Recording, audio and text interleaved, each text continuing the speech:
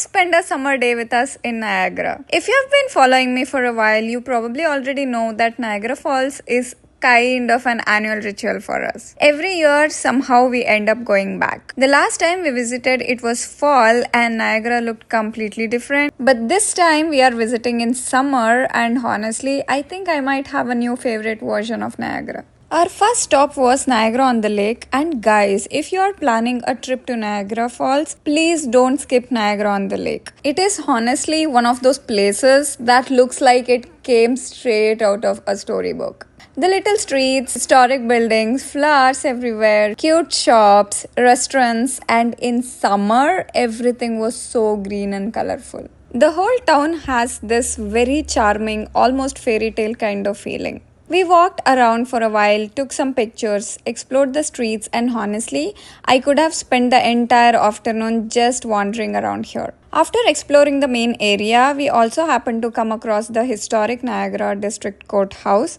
and it was open that day. So naturally, we went inside to have a look. And this was actually much more interesting than I expected. The building was constructed in 1840s and served as the center of justice for the Niagara District. And over the years, this building has had so many different lives. It has been a courthouse, town hall, post office, fire hall, bank, library, museum, and even a theater. So you are literally walking through a building with almost 200 years of history. And the history isn't just about the building itself. The Niagara area was once home to a courthouse and jail where some pretty significant cases took place. When you look at Niagara-on-the-Lake today, all these pretty streets, flowers, and little shops, it's easy to forget that you are actually walking through a place with a very deep and complicated history. After exploring the beautiful streets of Niagara-on-the-Lake, we also made our way towards the lakeside. And honestly, this was such a peaceful little spot.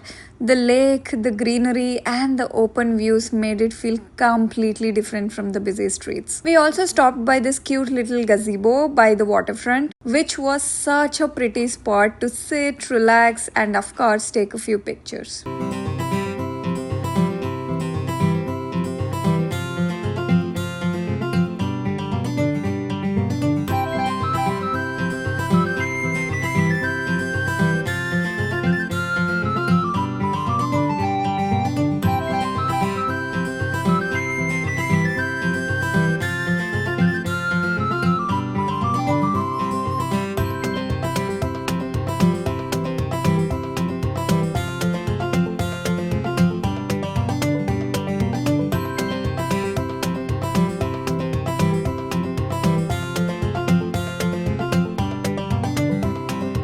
After spending some time there, we headed to the main event, Niagara Falls. And honestly, no matter how many times I see this falls, I don't think this ever get boring. There's just something about standing there and watching the amount of water coming down. Of course, you already know what we are doing next, the Niagara City Cruise. Because every time we come to Niagara Falls, we have to do the cruise. And if you have never done it before, I genuinely recommend adding it to your Niagara itinerary. Yes, you will get wet. Yes, your hair will probably have its own plans afterwards.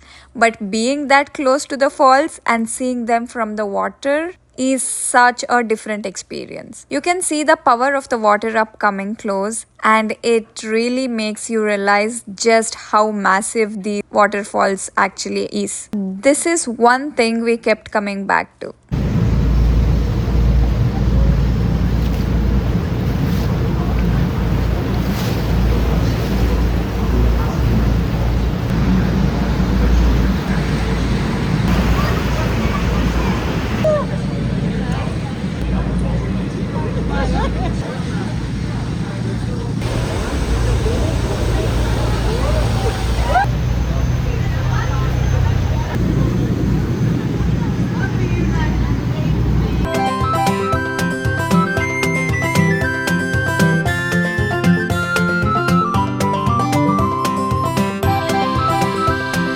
After the cruise, we spent some time just walking around Niagara Falls, enjoying the views and taking in the atmosphere. And then we had one more thing we were looking forward to. the fireworks. The nightly fireworks are usually at around 10 pm during the summer, and we were planning to stay. But unfortunately, this was around the time when wildfire smoke was affecting Ontario. The air quality was really bad, especially around Toronto and parts of Ontario. And the Niagara Falls fireworks were actually paused because of the wildfire smoke and poor air quality. And if you have already been to Niagara, tell me in the comments what's your favorite thing to do there.